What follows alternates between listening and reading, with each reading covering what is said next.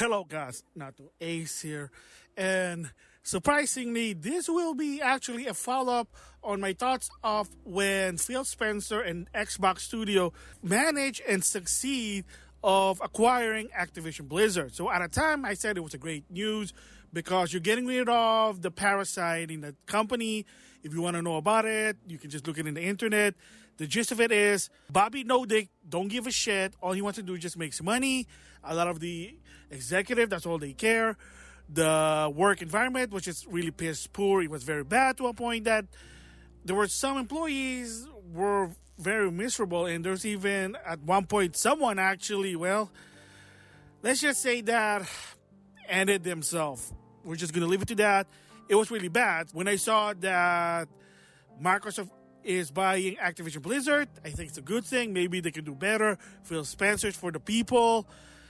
And to some extent, in the beginning, I think it was. Because imagine Call of Duty on Game Pass gives you a reason to get Game Pass because Call of Duty in day one, you don't have to pay like $70 or whatever. And you can also play other games to some extent. And of course, not everyone's a fan of Game Pass because you're paying something that you don't have. It's just like Netflix with video game. And for me personally, for Game Pass, I think it's a good idea to some extent.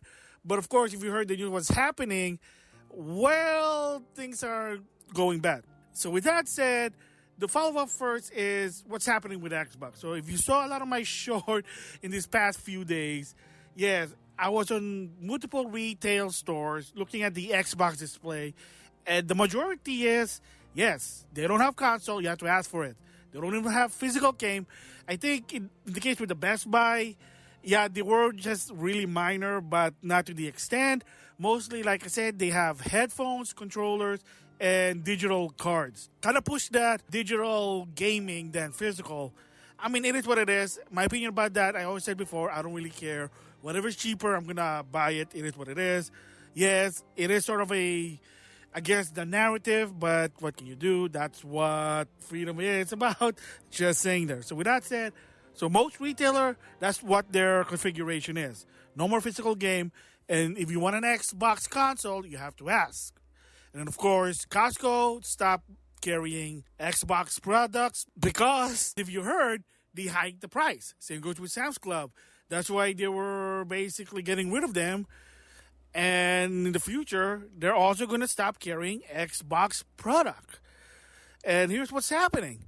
First of all, a second price hike for the Xbox console, the Series X and the Series S. They're now more than $500. It's like, oh my goodness.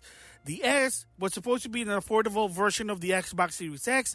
That's not the case anymore. Now it's more expensive than the Switch 2.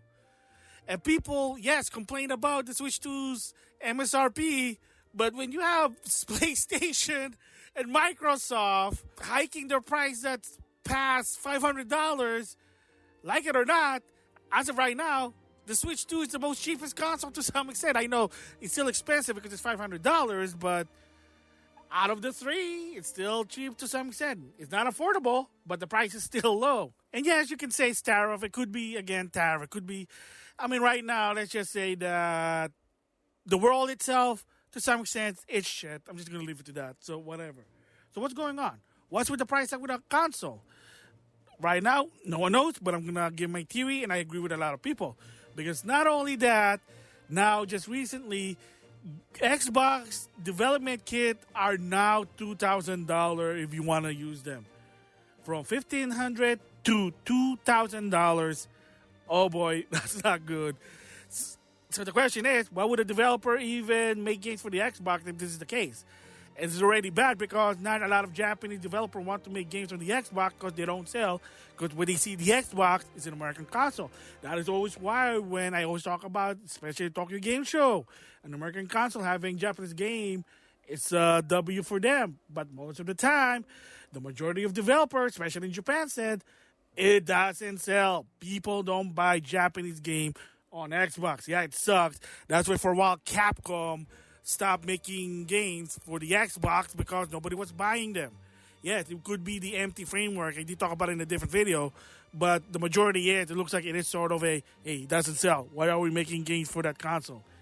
And then, of course, Game Pass itself, is now more expensive than ever. $360 if you're doing the annual, especially for Game Pass Ultimate, which a lot of people want that.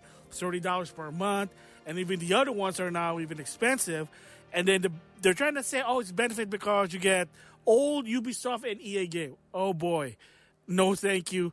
Why am I playing old games if I already played them before? It doesn't make sense. Nothing personal. Yeah, they may be fun, but to some extent is if you have a lot of games and if you have a lot of choices, you're not going to have a lot of time trying to play those old games. Just saying there.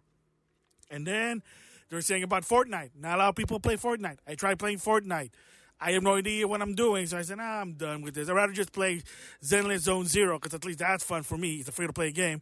All your first game are actually fun, so if you ever buy a PlayStation console, don't worry about if you can't afford games, because all your first games are fun, in my opinion. And there are even a lot of free-to-play games. All you need is a strong internet, and you'll be fine. Just saying. I've seen famous YouTuber even play like Infinite Nikki, so that's sort of a good casual free-to-play game. And of course, there's that Deadly Seven Sin Origin if you like the anime, but that's beside the point. Console, it's a price hike. The Game Pass having a price hike. Dev kits are having a price hike. So why suddenly all of this? And of course, if you heard what a lot of people said, it even brought up in a lot of news outlets is that apparently, and this is what the follow-up comes in is, apparently that the Activision-Blizzard wasn't a good idea after all. A lot of people did say that it's not going to be good. A former FTC said this is not good. Jim Ryan, I hate to say it, even said that he was trying to prevent it because it's not good, and he had a feeling that it's not going to be benefit for Microsoft.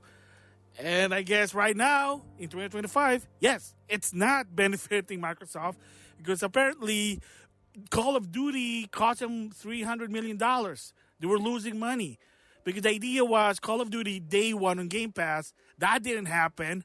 It would make sense. Like, you don't want to pay a lot of money for it, $70 or whatever.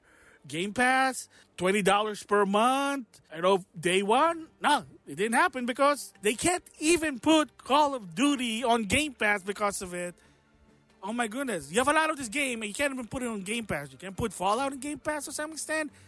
I mean, oh my goodness. And of course, going third party to some extent probably didn't really justify for them getting an Xbox console because, yes, whether you like it or not, exclusive does help. But to some extent, like I said, for me personally, I only bought the Series X so I can play my old games because they were good in the past.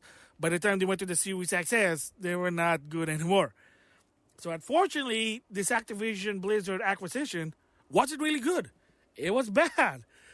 Oh boy, I mean, they probably didn't do the right thing. They didn't think of it through. They were probably missing some cards, and this is what happened now. So, yeah, it sucks, and that's my opinion. Like, everything with Microsoft right now, they suck.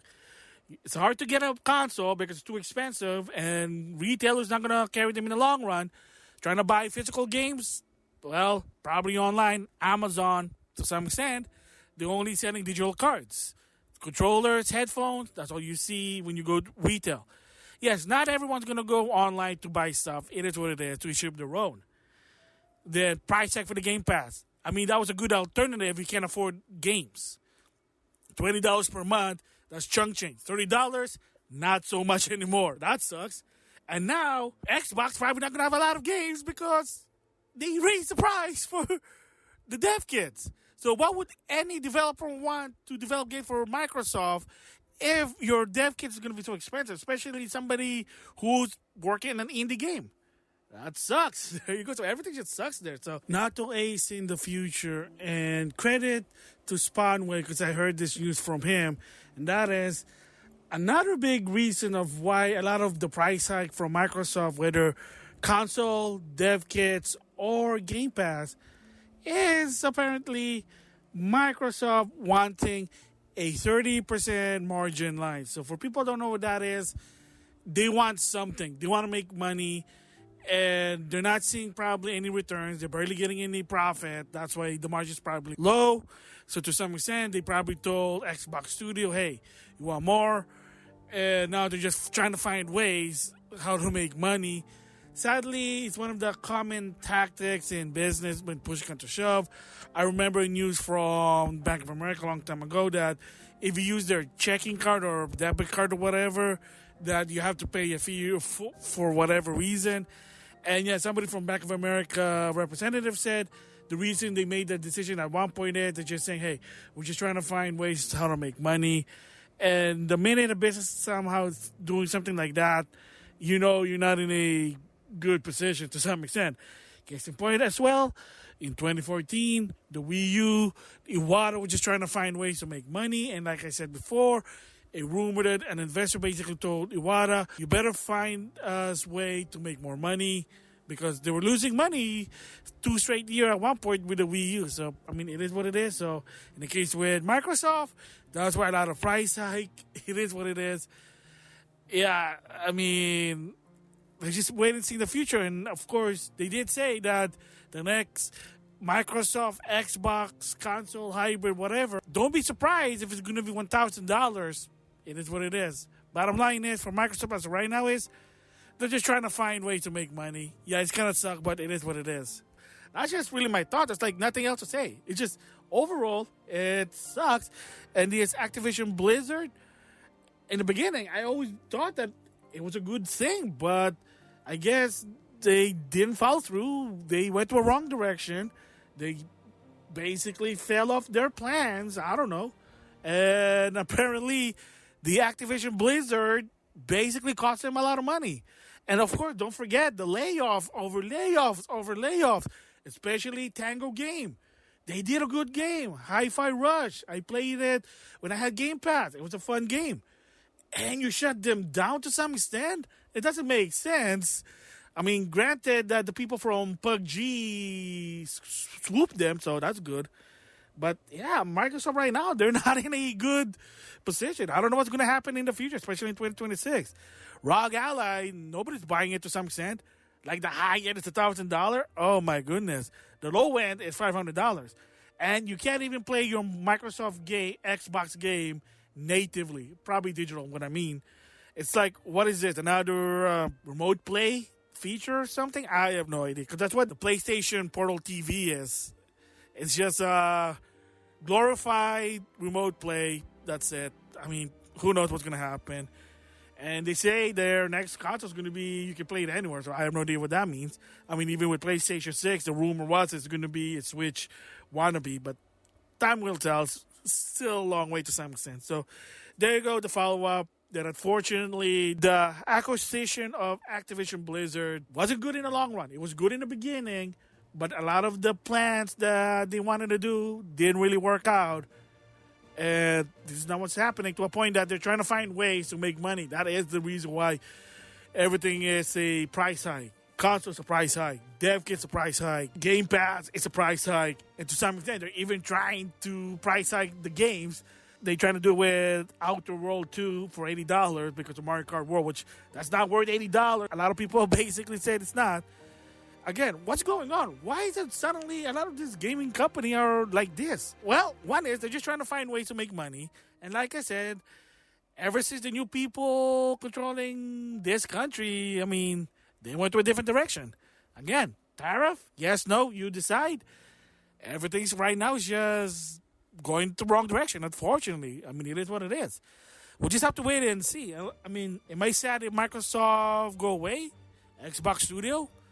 Probably not. I mean, I got what I wanted in my Xbox, so it is what it is. I mean, to some extent, I got a lot of games, especially PlayStation games, so I got a lot of backlog, even Steam to some extent, so I'm cool to some extent. I know it sounds weird that if they're going to have a gaming crash or whatever, but yeah, everything's just very negative everywhere. So there you go. So that's my thoughts, the follow-up on the acquisition of Activision-Blizzard, the whole situation with Microsoft, very bad. We'll just have to wait and see what happens in 2026 and beyond. And there you go. So with that, I'll see you guys later.